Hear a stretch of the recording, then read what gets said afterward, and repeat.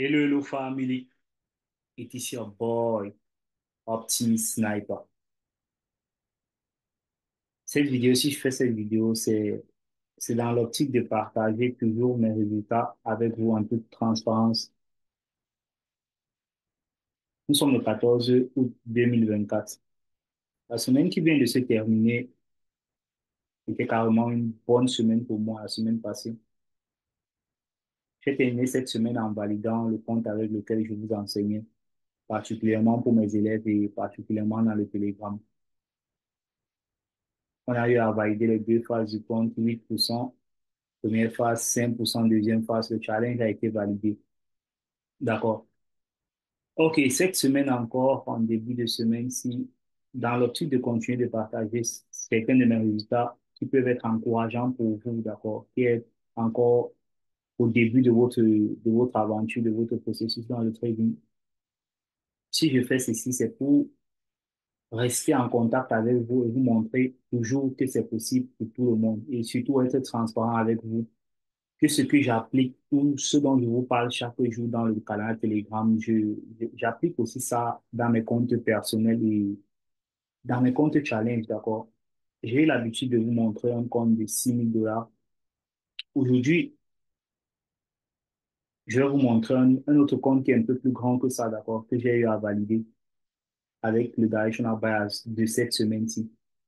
Déjà, le directional bias de cette semaine était très clair. J'ai eu à parler dans le Weekly Market Outlook du dimanche que pour la journée de lundi, clairement, nous allons viser la liquidité des BSL, d'accord? On va viser le previous weekly high.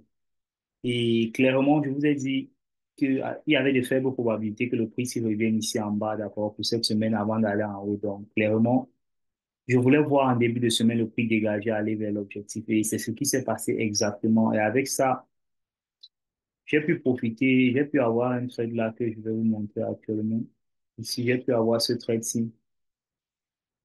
Et j'ai réussi à faire 2% de profit sur ce trade. Et ce trade m'a aidé à valider un compte de 100 000 $ chez MyFund SFX. Je vais vous montrer ce compte. L'objectif pour lequel je fais cette vidéo, c'est pour vous montrer premièrement ce compte que je viens de valider, un compte de 100 000 $, et deuxièmement pour aller dans tous les détails de ce compte. Contrairement au compte que j'ai eu à vous montrer, le compte que j'ai validé la fois passée, ce compte-ci a toutes les données, c'est-à-dire dans tous les détails. Et mon objectif, c'est d'aller dans tous ces détails-là. D'accord? Je vais vous montrer le compte personnellement. Il faut que vous sachiez que beaucoup de traders là n'ont pas la capacité de faire ce que je suis en train de faire parce qu'ils ont beaucoup de choses à vous cacher.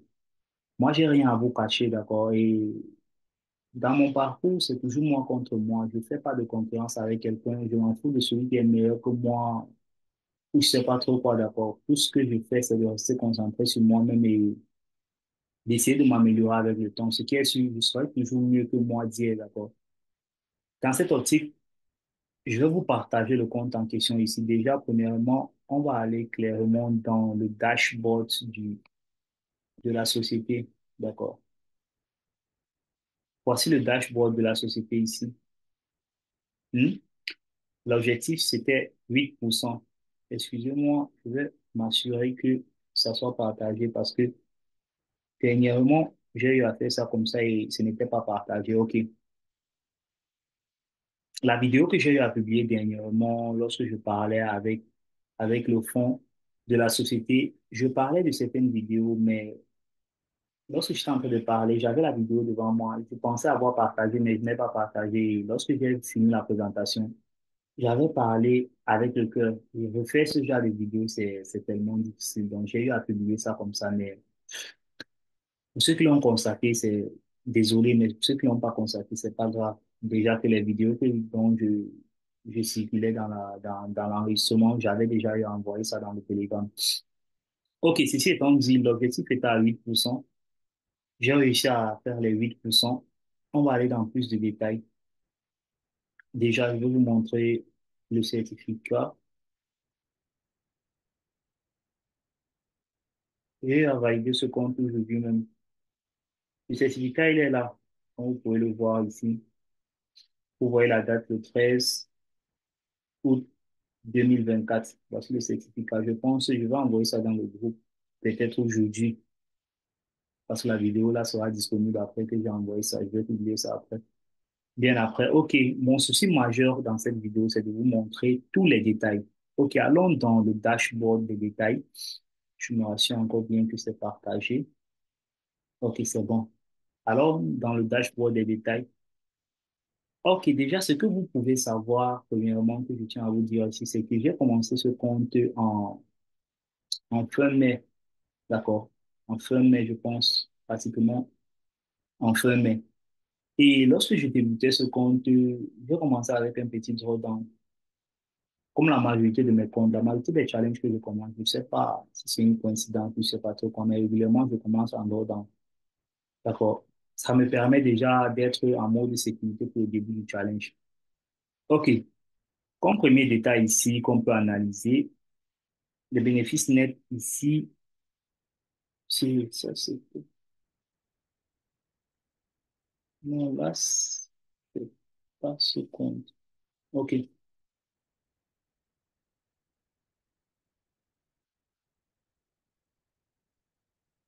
C'est pas non plus ça, c'est un nouveau compte.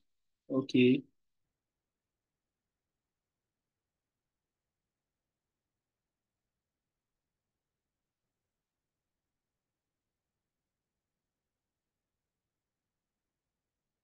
OK, voici le compte en question. Le compte en question, il est là, précisément. D'accord. Bénéfice net, on va aller dans tous les datas et on va aller progressivement. Bénéfice net, 8 000 $. Et on va commenter un peu. Là, c'était 8% de profit à faire. Facteur de profit, 1,75%. 1,75%. Pourcentage de rentabilité, 53,73%. Déjà, cette compétence, 53,73%, pour moi, je pense que c'est bas. J'ai eu à passer ce challenge, mais régulièrement avec certaines de mes performances. Parfois, je suis à 90%.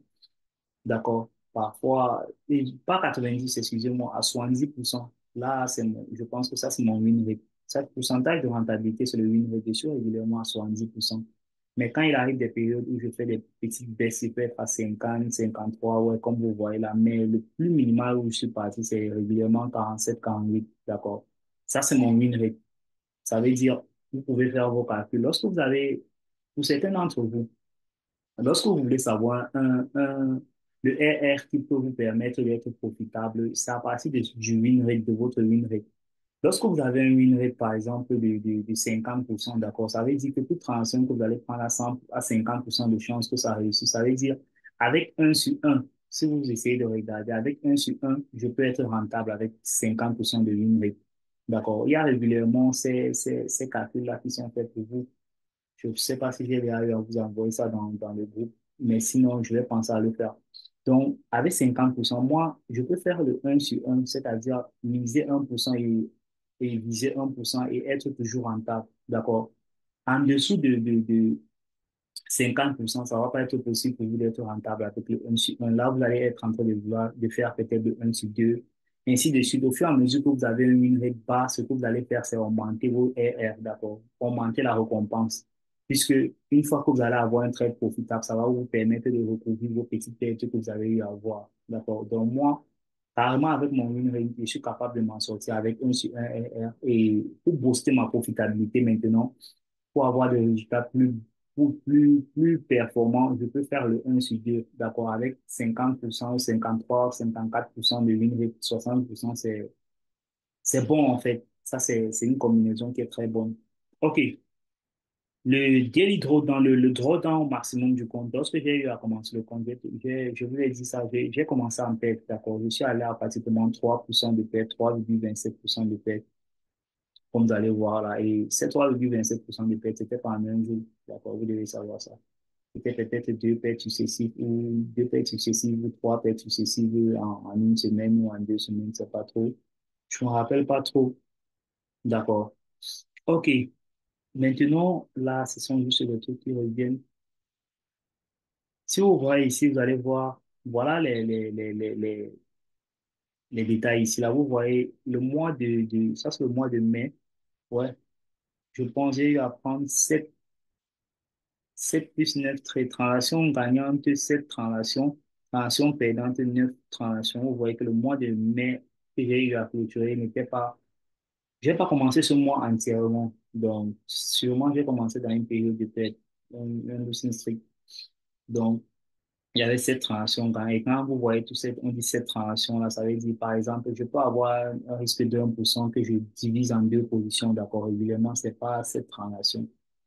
Cette transaction gagnante, une transaction perdante. Je pense pas que ça doit ça. Je prends pas autant de trades que ça, d'accord. Donc, ça va se résumer à ce que je suis peut-être en train de couper les lots en deux. Je vais prendre deux positions peut-être, ou peut-être je vais pyramider une autre position. Toujours est-il dit que c'est l'essentiel ici, c'est de comprendre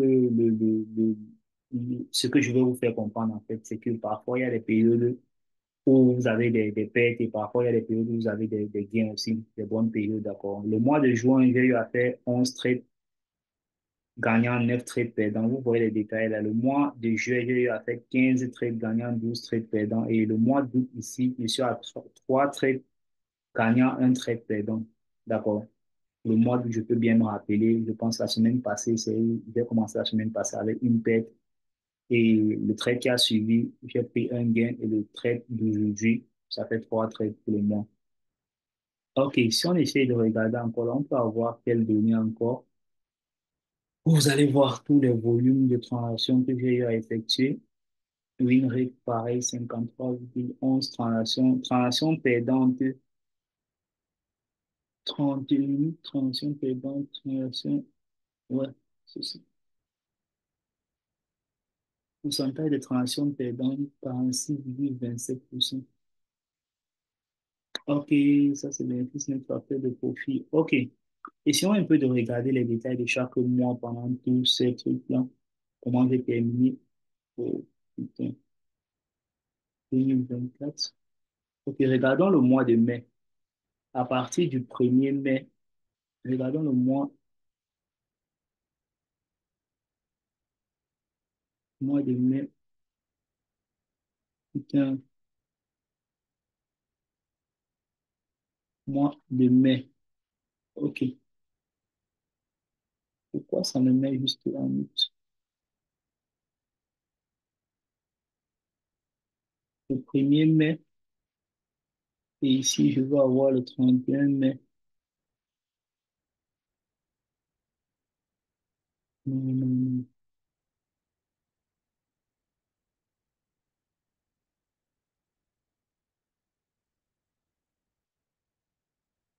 Pourquoi c'est possible?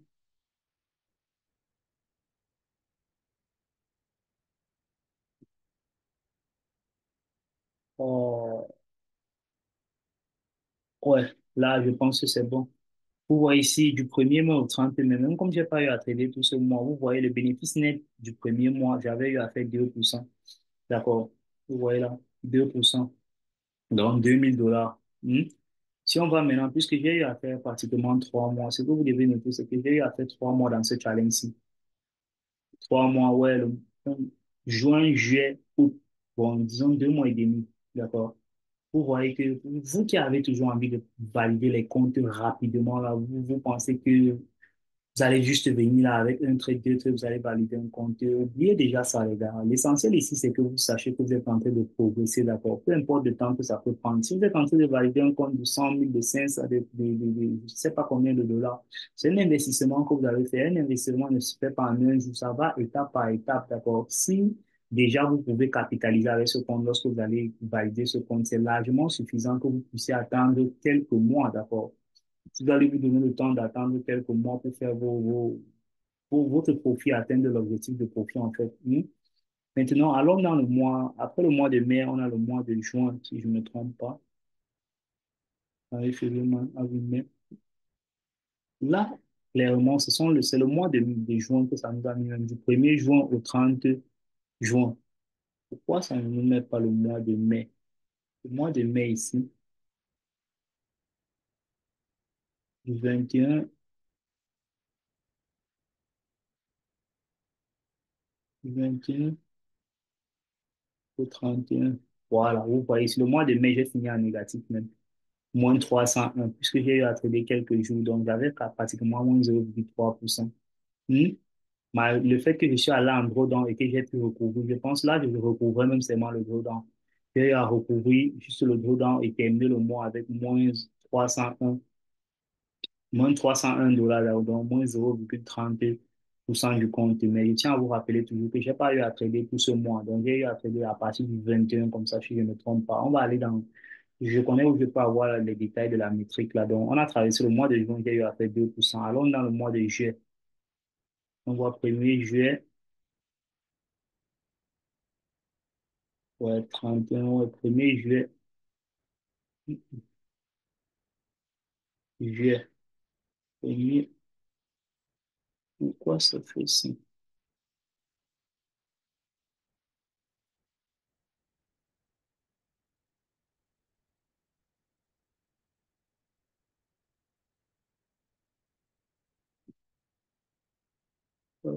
31 juillet, je vais mettre ici, 1er juillet.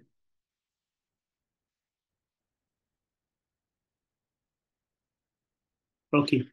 1er juillet, vous voyez aussi que j'ai eu à faire 2%, d'accord. Donc, le mois de mai, j'ai eu à faire une petite perte, une légère perte. Le mois de juin, j'ai eu à faire 2%. Le mois de juillet, j'ai eu à faire 2%. Vous voyez que tout le mois, je réussis juste à faire 2%. Pas parce que je n'ai pas la capacité de faire plus, mais parce que j'essaye de travailler de manière professionnelle, d'accord? Parce que je sais que 2%, c'est un pourcentage très bon au point de vue professionnel, puisque si vous réussissez à faire 2% chaque mois, pendant 12 mois, ça va vous faire 24% l'année. Et être en train de gérer des gros capitaux avec 24% l'année, c'est énorme, les gars. Mais pour beaucoup d'entre vous, les réseaux sociaux vont vous laisser penser que faire 100% le mois ou 200% le mois, c'est possible, d'accord? C'est possible, certainement, mais pas de manière consistante, les gars. Vous devez comprendre ça. Et moi, j'ai la capacité de faire plus que ça. Je vais vous montrer avec le temps ce que je peux faire, d'accord, dans un compte personnel. S'il faut booster le pourcentage, je suis capable de le faire. Je le fais même en back-office, d'accord. Mais toujours est-il dit que quand il s'agit de donner, d'enseigner, j'ai un bon exemple que je fais suivre à ma communauté parce que lorsque je suis dans l'optique d'avancer, sur le long terme, c'est exactement comme ça que je pense et c'est comme ça que je m'y prends. Dans le mois de juillet et le mois de juin, j'ai eu à faire 2%, les 2 mois, 2%, un mois, 2%, donc ça fait 4%. Maintenant, nous sommes au mois d'août et je vais vous poser une question. En regardant le mois d'août, si je vais vous poser une question. Le mois d'août, maintenant, nous sommes le 13. OK. Nous sommes actuellement le 14, donc la deuxième semaine du mois. J'ai déjà eu à faire 4% du compte, d'accord, 4,2% du compte. OK, maintenant, qu'est-ce que vous constatez? Si vous constatez que il y a des mois où le marché n'est pas très bon pour trader. Ça veut dire le marché n'est pas bon peut-être pour votre stratégie ou peut-être vous avez eu à faire certaines petites erreurs qui vous ont fait perdre ce que vous avez déjà eu à gagner ou peut-être que vous n'avez pas gagné et que vous êtes en perte. Mais il y a aussi des mois où tout va aller très rapidement et c'est ce genre de mois c'est qui va booster votre équité lorsque vous êtes en train de travailler, d'accord? Vous allez avoir des mois où vous allez faire 5%, 8% ou je sais pas trop quoi, d'accord. Ces mois-là vont venir combler les mois qui se sont terminés en perte. Mais l'essentiel ici, c'est de vous protéger, d'accord. Lorsque vous allez dans une phase de perte, il faut tout faire pour protéger votre capital et éviter de perdre beaucoup parce qu'il est facile de recouvrir un léger drawdown. Mais un drawdown qui est carrément qui est lourd n'est pas facile à recouvrir, d'accord? Un drawdown qui va, par exemple, il y a 5%, 7%, c'est pas un drawdown qui est facile à recouvrir parce que déjà, vous n'avez pas assez d'expérience pour recouvrir ce genre de drawdown parce que c'est en fait psychologique, d'accord? Ce n'est pas juste les chiffres comme ça, c'est psychologique parce qu'il faut que vous acceptez déjà que vous êtes en train de drawdown et que vous devez réduire votre risque. Mais pour la majorité des débutants, lorsque vous êtes en drawdown, vous pensez que c'est le moment d'augmenter le risque pour pouvoir rapidement recouvrir vos pertes. Mais ce sont juste vos émotions qui vous jouent des sales tours, d'accord?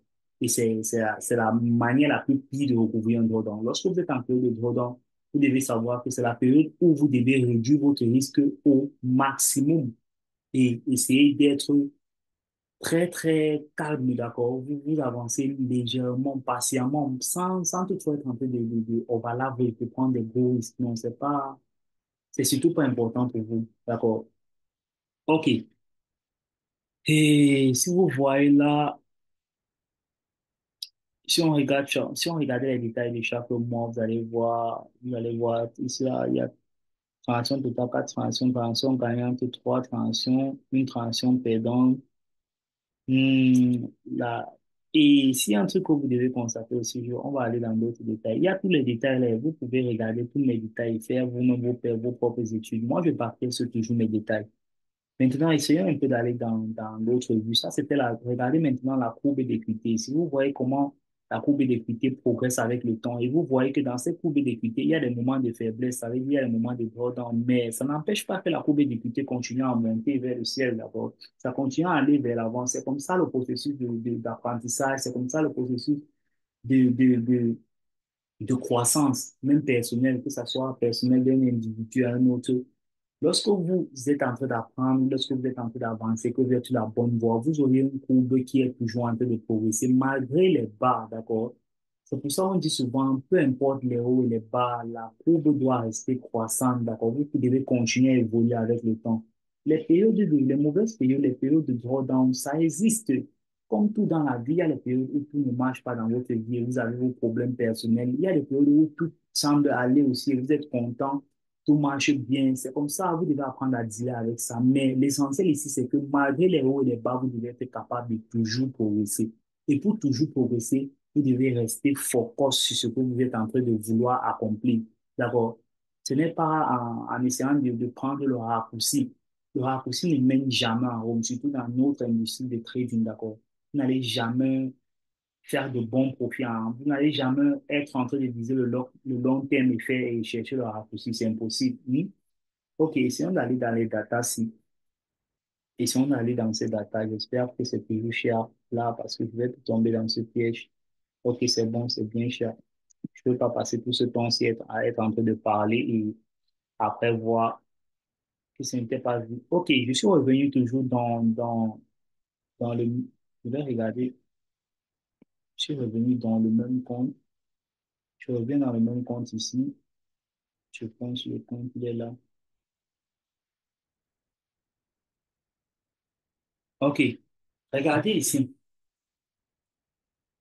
Je vais aller aussi dans les détails du compte. Là, c'est juste pour essayer de voir. Vous voyez, on a les statistiques ici, là. Bon, j'avais deux statistiques qui étaient aussi importantes. Best trade, regardez le meilleur trade. Le meilleur trade, carrément, j'ai eu à faire 2%. D'accord? Et le plus mauvais trade, j'ai eu à faire 1%. OK, ceci, c'est pour vous dire quoi? Beaucoup d'entre vous, si je feuillette vos comptes, d'accord, si je vais dans vos comptes là, j'essaie de feuilleter l'historique de votre compte, je vais voir toujours pour la majorité des débutants, vous aurez des grosses pertes, mais jamais de gros gains, d'accord? De grosses pertes, mais jamais de gros gains. Pourquoi? Parce que lorsque vous êtes en perte, vous avez l'espoir et vous laissez vos pertes couler plus grand. Et lorsque vous êtes en profit, vous êtes très euphorique à vouloir prendre rapidement votre profit. Alors que pourtant, chez les professionnels, c'est le contraire, d'accord? Vous voyez, quand j'essaie de vous montrer mes datas et mes résultats comme ça, c'est pour vous montrer un peu la discipline qu'il y a derrière ce travail, d'accord? Je ne vais jamais être en train d'essayer de risquer plus que 1%. Et là, 1% de ce compte, c'était 1000 dollars, d'accord?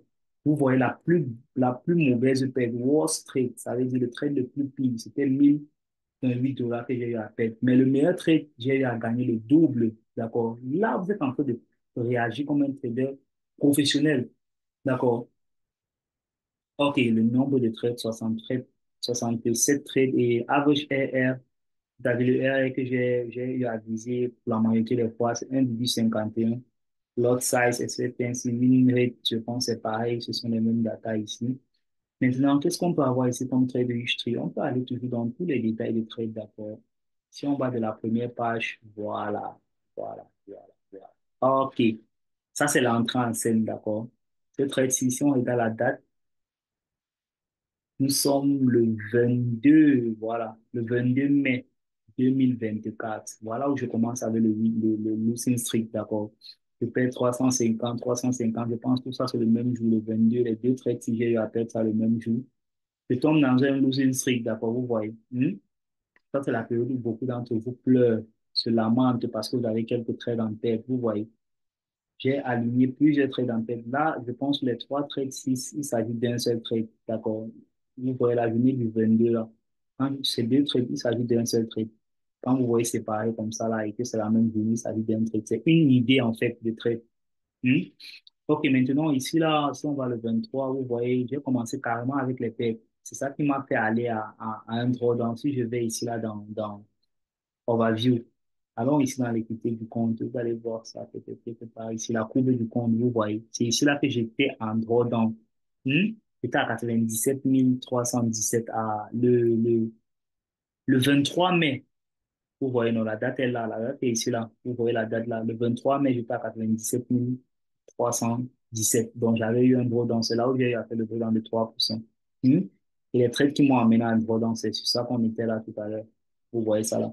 Je vous donne tous ces détails. Malgré toutes les pertes, il n'y a aucune perte là qui a dépassé 1% de perte. D'accord.